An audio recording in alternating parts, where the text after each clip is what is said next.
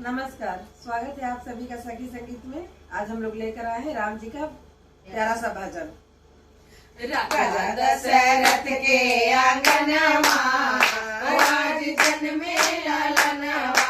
राजा दशरथ के आंगनवा आज जन्मे ललनवा। जन्मे ललनवा हो जन्मे ललनवा।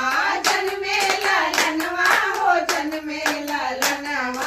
राजा दशरथ के आंगनवा आज जन्मे ललनवा। राजा दशरथ के आंगनवा आज जन्मे ललनवा। रानी कौशल्या हो मने मने बिहसे। रानी कौशल्या हो मने मने बिहसे। मने मने बिहसे हो मने मने बिहसे।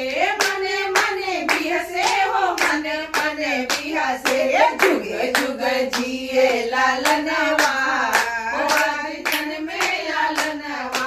जुग जुग जिए ललनवा आज जन्मे ललनवा। राजा दशरथ के आंगनवा आज जन्मे ललनवा। दशरथ हो मोहर लुटावे। राजा दशरथ हो मोहर लुटावे। हे मोहर लुटावे हो मोहर लुटावे। मोहर लुटावे हो मोहर लुटावे। आइल शुभ दिन सगनवा आज जन्मे ललनवा। आइल शुभ दिन सगुनवा आज जन्मे ललनवा। राजा दशरथ के आंगनवा आज जन्मे ललनवा। पंडित वेद पुराण उचारे। पंडित वेद पुराण उचारे। पुराण उचारे पुराण उचारे। गूंजेला दिल गगनवा आज जन्मे ललनवा। गूंजेला दिल गगनवा आज जन्मे ललनवा। राजा दशरथ के आंगनवा आज जन्मे ललनवा। ब्रह्मा विष्णु महेश न माने।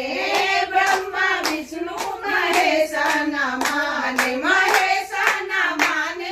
महेश न माने। महेश न माने। महेश न माने। चढ़ी आवे विमनवा आज जन्मे ललनवा।